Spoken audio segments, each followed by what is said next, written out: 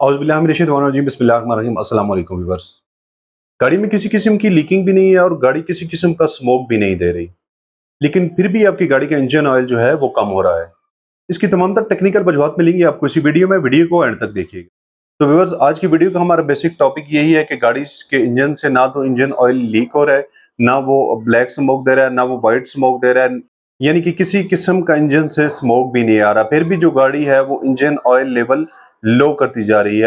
सोचने वाली बात यह है कि अगर गाड़ी के इंजन में से ऑयल जो है वो लीक भी नहीं हो रहा, स्मोक की सूरत में भी इंजन ऑयल नहीं निकल रहा, तो इंजन ऑयल जा कहाँ रहा है? इस तमाम तर कंफ्यूजन को आज की वीडियो में हम दूर करेंगे और डीपली स्टेप बाय स्टेप हर चीज़ को देखेंगे। इसमें बेसिकली होता ही है कि कुछ हमारी अपनी मिस्टेक होती हैं। ड्यूरिंग ड्राइविंग हम कुछ इस तरह की ड्राइविंग करते हैं, या ड्राइविंग हैबिट्स हमारी इस तरह की होती हैं, या कुछ हमारी सुस्तियाँ होती हैं जिनकी वजह से गाड़ी इंजन ऑयल जो है वो कम कर देती है। सबसे पहले हम इस चीज़ को देख लेते हैं कि हमारी वजह से, यानी कि हमारी गलतियों की वजह से, हमारी ड्राइविंग हैबिट्स की वजह से, उन वजह से गाड़ी इंजन ऑयल कम करती है। उसके बाद हम सेकंड पार्ट में देख लेंगे कि टेक्निकल इश्यूज कौन कौन से इस तरह के होते हैं कि जिनकी वजह से गाड़ी इंजन ऑयल कम करती है, जबकि गाड़ी लीकिंग भी नहीं कर रही और स्मोक भी नहीं दे रही, लेकिन फिर भी इंजन ऑयल कम हो रहा है। तो बेसिक इसकी दो वजूहत होती हैं, एक हमारी अपनी गलतियां होती हैं और एक टेक्निकल इश्यूज होते हैं।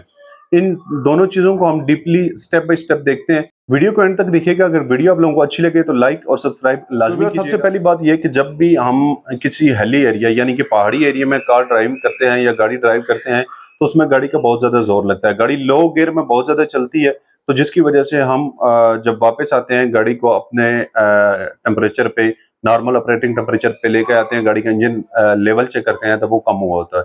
तो हम बहुत ना कन्फ्यूजन के शिकार हो जाते हैं। मैकेनिक के पास जाएं तो मैकेनिक भी आगे से 606 कहानी सुनाते हैं। तो बेसिकली हिली एरिया में लो गियर में जब गाड़ी ज्यादा चलती है तो गाड़ी इंजन ऑयल लेवल लो करती है। नंबर सेकंड में हमारे पास आता है लो ग्रेड का इंजन ऑयल। अभी लो ग्रेड का इंजन ऑयल से मुराद ये होती है कि जब आप अपनी गाड़ी में कोई लोकली इंजन ऑयल डालते हैं। अभी लोकल इंजन ऑयल होता है जो वो बाज़ाहिर सस्ता होता है ग्रेडिंग के हिसाब से। एक तो वो इंजन के लिए नुकसानदेह होता है और दूसरा ये होता है कि उसमें विस्कोसिटी बहुत कम होती है।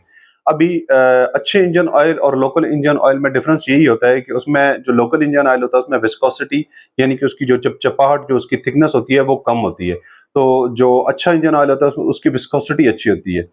तो जब हम कम विस्कोसिटी वाला इंजन ऑयल यूज करेंगे, कम विस्कोसिटी वाला इंजन ऑयल जो है वो जल्दी बर्न होता है बनिस्बत अच्छी विस्कोसिटी वाले इंजन ऑयल से।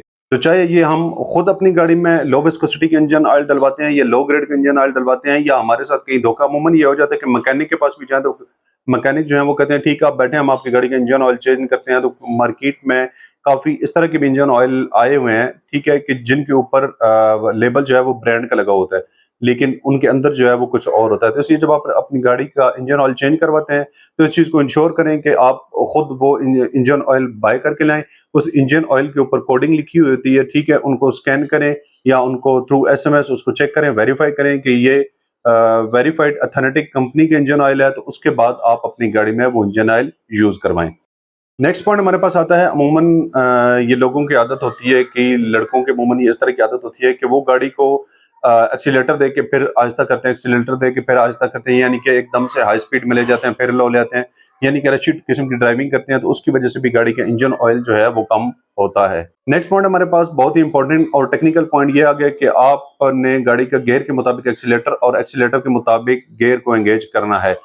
ठीक है, जो पुराने ड्राइवर हैं उनको इस चीज की समझ है कि जनाब गाड़ी इंजन रिकमेंड करता है कि अभी गाड़ी का जो है वो गियर चेंज करें। तो इसी तरह अगर आप कंटिन्यूस लो गियर में चलाते रहे, ठीक है, एक्सीलेटर के मुताबिक आपने गियर ना दिया है, गियर के मुताबिक एक्सीलेटर ना दिया गाड़ी को, तो इंजन के ऊपर लोड पड़ता है, जिसकी वजह से माइनर सा वो इंजन ऑयल लेवल डाउन होता रहता है साथ साथ, जिसका हमें आइडिया नहीं होता। अच्छा, अभी हम थोड़ा सा देख लेते हैं कि टेक्निकल कौन से इश्यूज होते हैं जिनमें इंजन ऑयल जो है वो इंजन के अंदर ही जल जाता है। कुछ इस तरह की भी वजूहत होती हैं कि जिनकी वजह से गाड़ी का इंजन ऑयल जो है वो इंजन के अंदर ही जलता रहता है, लेकिन वो बाहर नहीं निकलता किसी सूरत में भी, ना तो वो लीकिंग की सूरत में निकलता है और ना ही स्मोक की सूरत में। तो लोग परेशान हो जाते हैं, यार आखिर वजह क्या है, इस चीज को लेकर मैकेनिक के पास चले जाते हैं, तो मैकेनिक भी जो है वो पैसे बटोर लेते हैं, लेकिन एक्चुअल जो चीज होती है उसको वो नहीं देखते।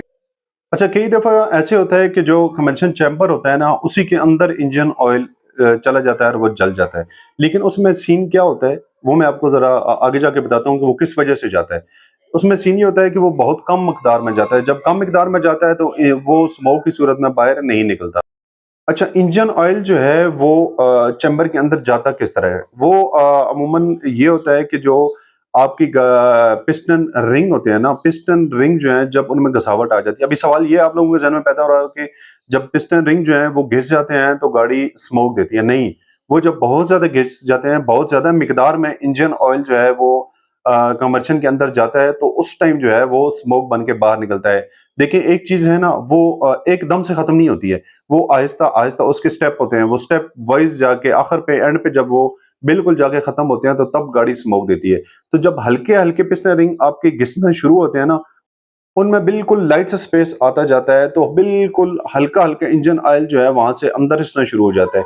जिसकी वज़ह से हल्की बर्निंग होती है और वो ज़्यादा उसका स्मोक नहीं बनता और इंजन ऑयल का लेवल लो होना शुरू हो जाता है। इसी तरह नंबर 2 पे आ जाता है जनाब आपका पीसीवी वाल्व।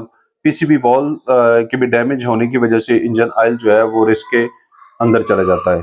इसी तरह सिलेंडर वॉल जो है वो अगर डैमेज है तो वहां से भी जा सकता है और वॉल सील जो है अगर वो रॉन्ग है या वो अच्छी तरह एडजस्ट नहीं है या वो किसी जगह से कोई लीकिंग दे रही है तो वहां से भी इंजन ऑयल जो है वो अंदर जा सकता है। नंबर 2 पे जो हमारे पास आता है वो आता है जी रॉन्ग पिस्टन रिंग या वॉल सील। अभी पहले मैंने आपको बताया है कि पिस्टन रिंग जो होती है ना वो अगर आहिस्ता से घिसना शुरू हो गई है वक्त के साथ साथ उनमें थोड़ा सा घसा हुआ आया है तो वहां से भी वो रिसना शुरू हो जाता है। लेकिन अगर पाकिस्तान में अभी मैं क्या बात करूं कि तकरीबन जो 70% मैकेनिक बैठे हुए हैं वो जो बच्चा अनपढ़ होता है उसको मैकेनिक बना देते हैं।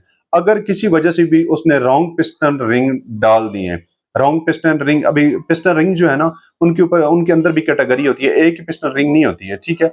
एक होती है इनर आउटर और एक टेढ़ी फेढ़ी होती है, एक सीधी होती है। तो इनमें अगर जो इनर वाली है वो आउटर की जगह पे लग गई, जो आउटर वाली है वो इनर की जगह पे लग गई, तब भी ये इशू आ सकता है।